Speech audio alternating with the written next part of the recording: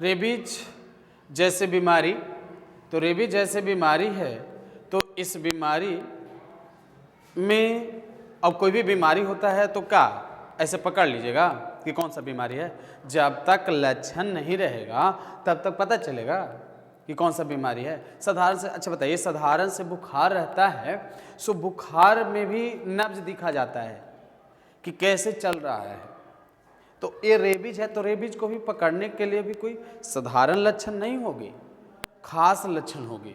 और जो खास लक्षण होगी वो लक्षण पर हम लोग बात करेंगे तो पता चलेगा कि रेबीज जैसे बीमारी का जो लक्षण है, सिम्टम्स जिसको कहते हैं, वो नंबर 1 की जब बात करते हैं तो बताना चाहेंगे सबसे पहले कि जो रोगी व्यक्ति के जिस भाग पर, रोगी व्यक्ति के शरीर के जिस भाग पर जानवरों में, कौन सी जानवर, कुत्ता, गीदड़, सियार, खरगोश, चमगादड़, ऐसे जीव जिस जगह पर काटा है उस जगह पर तेज दर्द होता है। यानी कहने का मतलब है नंबर 1 कि काटा हुआ जगह, जिस जगह पर जानवरों ने काटा है तो काटा हुआ स्थान पर तेज दर्द रहता है। तेज दर्द रहता है, काटा हुआ स्थान पर तेज दर्द रहता है। कौन सा बीमारी में? रेबीज में। दूसरी बात करते हैं, ये गर्दन देख रहे हैं ना, गर्दन, तो गर्दन जो है वो गर्दन में भी दर्द होगी और गर्दन में ऐंठन हो जाएगा, ऐंठन। तो गर्दन में दर्द एवं ऐंठन रहता है। दूसरा इसमें है कि गर्दन में दर्द रहता है, गर्दन में दर्द रहता है। अब शरीर में कोई भी बीमारी हो जाता है तो शरीर में कोई भी बीमारी हो जाती है तो शरीर के ब्लड का ताप बढ़ जाता है और ब्लड के ताप बढ़ जाने के फलस्वरूप व्यक्ति को बुखार भी रहता है। तो तीसरा इसका लक्षण जो है फीवर रहता है, फीवर, बुखार, बुखार रहता है। तो इसका तीसरा जो लक्षण है रेबीज का, उसमें बुखार भी रहता है, फीवर, पेन इन शोल्डर। अब कहने का मतलब यह है कि बुखार भी रहता है और अब यहाँ गर्दन में दर्द है तो पेन इन नेक, नेक में गर्दन, और नेक में गर्दन होता है तो नेक में गर्दन होता है तो गर्दन में दर्द रहता है, जहाँ पर काटता है उस स्थान पर दर्द होती है। बुखार भी रहता है और व्यक्ति में घबराहट और घबराहट के साथ साथ बेचैनी भी रहता है। और उतना ही नहीं, भविष्य में न लगे कि हो जाए बीमारी, भविष्य में ना होने वाला बीमारी है फिर भी उस बीमारी के लिए डरते रहता है कि भविष्य में ऐसा ना हो जाए, ऐसा स्थिति होती है। सोचिए जरा, लार चलता है मुंह से कुत्ता की तरह, हाँफता है व्यक्ति, भूंकता है कुत्ते की तरह, कुत्ते की तरह भोजन चबाएगा, कभी कभी वो कुत्ते की तरह तेज भागेगा। ऐसा लक्षण होता है कौन सा बीमारी में? रेबीज में। तो घबराहट, तो घबराहट रहता है, घबराहट एवं बेचैनी, तो घबराहट एवं बेचैनी रहता है। तो घबराहट एवं बेचैनी रहता है कौन सा बीमारी में? रेबीज में। तो रेबीज में घबराहट एवं बेचैनी रहता है। पांचवा इसमें बात करेंगे तो रोगी व्यक्ति जल से डरता है।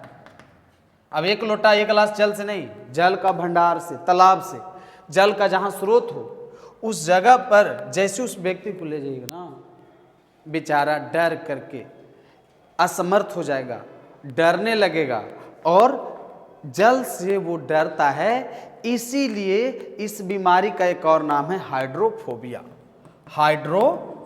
हाइड्रोफोबिया, इस बीमारी का नाम क्या है? हाइड्रोफोबिया। जल से मरीज डरता है इसलिए इस बीमारी का नाम है हाइड्रोफोबिया। तो हाइड्रोफोबिया की कौन सी बीमारी का नाम है? रेबीज। तो रेबीज का एक और नाम आ गया हाइड्रोफोबिया। क्लियर हो गई। तो हाइड्रोफोबिया एक बीमारी का नाम है, कौन सा बीमारी का? रेबीज का। क्लियर हो गया लक्षण? 5 लक्षण है, याद होने वाला लक्षण है, टेंशन मत लीजिए। अब जब इतना बताए हैं तो अब लगता होगा कि अब इतना जानने के बाद क्या रेबीज रोग का इलाज भी है? क्या इसको रोकथाम कर सकते हैं? क्या इसका प्रिवेंशन का कोई विकल्प है? क्या इसे प्रिवेंट कर सकते हैं? क्या इसको निदान कर सकते हैं? क्या इसे रोका जा सकता है? ऐसे ऐसे मन में प्रश्न बन रहा होगा ना, मन में ऐसा प्रश्न बन रहा होगा कि कैसे इसको रोकेंगे, रोकथाम का क्या विकल्प है? कौन सा बीमारी की? रेबीज का। तो रेबीज को रोकने का क्या विकल्प है, इस पर मन कर रहा होगा जानने का। तो जानते हैं इसकी रोकथाम की बात। तो अब सिम्टम्स की जगह लिखेंगे क्या? प्रिवेंशन लिखेंगे। प्रिवेंशन, प्रिवेंशन की जब बात करेंगे तो ये सारा का सारा जो है सो खत्म हो जाएगा और इसको मिटाने का प्रयास करेंगे। और आगे लिखेंगे रोकथाम में कि इसका प्रिवेंशन कैसे होगी, रोकथाम कैसे होगी। तो हम बताते हैं कि प्रिवेंशन में जो नंबर 1 है, बोलेंगे तो साधारण मत समझना है। जहाँ पर कुत्ता ने काटा है, जिस जगह पर कुत्ता काट दिया है, उस जगह को अच्छी तरह से साबुन से धोना है, यानी वॉश करना है। क्या चीज के द्वारा? साबुन से। तो साबुन से धोना है, तो साबुन सोप का प्रयोग करना है। तो साबुन का प्रयोग करना है, तो साबुन का प्रयोग करना है, यूज ऑफ सॉप, साबुन का प्रयोग करना है। साबुन के द्वारा धोना है, और वो भी नॉर्मल साबुन नहीं, एंटीबैक्टीरियल साबुन होना चाहिए। एंटीबैक्टीरियल साबुन के प्रयोग करते, अब एंटीबैक्टीरियल, अब बहुत सारा साबुन है जिसमें कीटाणु को नष्ट करने की पावर होती है, वैसे साबुन से काटा हुआ स्थान को अच्छी तरह धो लेते हैं। दूसरी इसमें उपाय है कि HDCV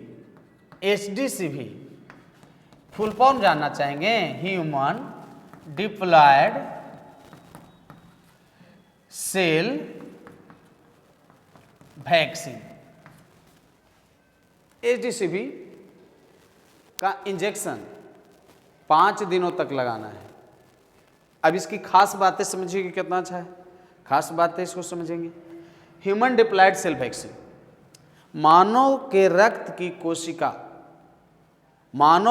की कोशिका की पावर को बढ़ाने के लिए एक इंजेक्शन तैयार की गई है, और ऐसे इंजेक्शन 1885 ईस्वी में लुई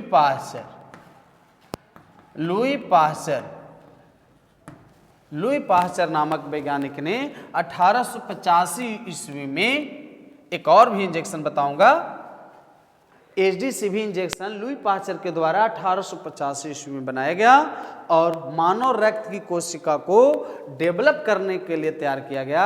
और मानव कोशिका, रक्त की कोशिका डेवलप हो जाएगा तो जो रेबीज वायरस का जो सेल होगा वो कमजोर हो जाएगा। तो स्वाभाविक है कि कमजोर सेल एक मजबूत सेल से दब जाएगा, और मजबूत सेल जीवित रह करके कमजोर सेल को नष्ट कर देगा। इसलिए HDCV का इंजेक्शन लगवाते हैं।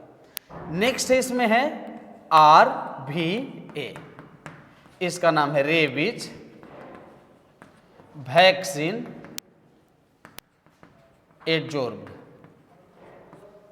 इसका मतलब समझिएगा, यदि हमारे शरीर की कोशिका में, हमारे शरीर के रक्त की कोशिका में यदि रेबीज का प्रकोप बढ़ गया है तो क्या करता है RVA, लुई पाश्चर ने कहे कि 5 दिन तक लगवाइए, इग्नोर मत कीजिए।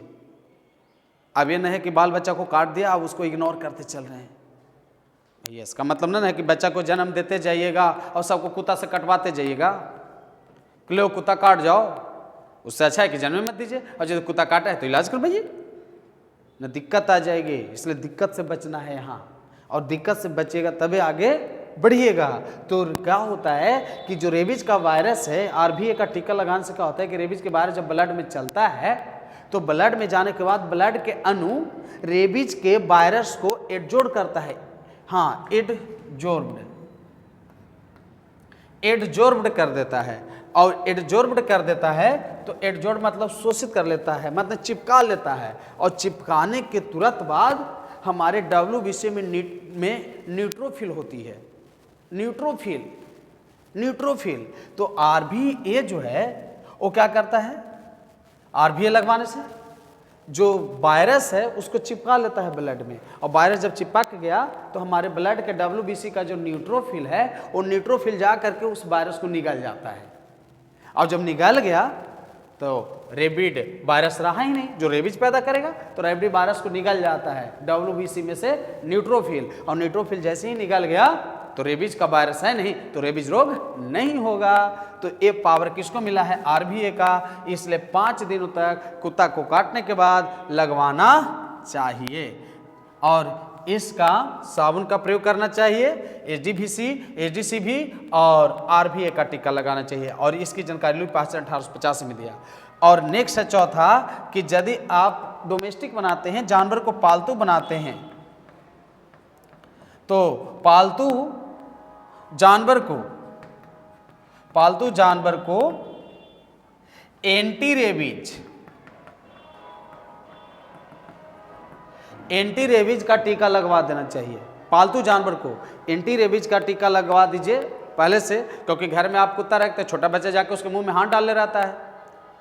कई बार ऐसा होता है कि उसको भी टॉफी खिलाता है, अपने भी खाता है, तो प्रॉब्लम ना जाएगा। इसलिए घर में वैसे जानवर को यदि आप पालतू बनाए हैं तो वैसे जानवर को क्या लगा दीजिए, एंटी रेबीज का टीका लगा दीजिए। और एंटी रेबीज का टीका लगा दोगे तो फिर वो जानवर का यदि लार आपके शरीर में एंट्री भी किसी कारण से करता है तो फिर आपके शरीर में बीमारी होने वाला नहीं है। तो इस प्रकार से आप इसमें लक्षण को पकड़े और इसका रोकथाम का विकल्प को ढूंढे। तो टॉपिक में आप देख रहे थे रेबीज रोग का लक्षण एवं रेबीज रोग से बचने का उपाय।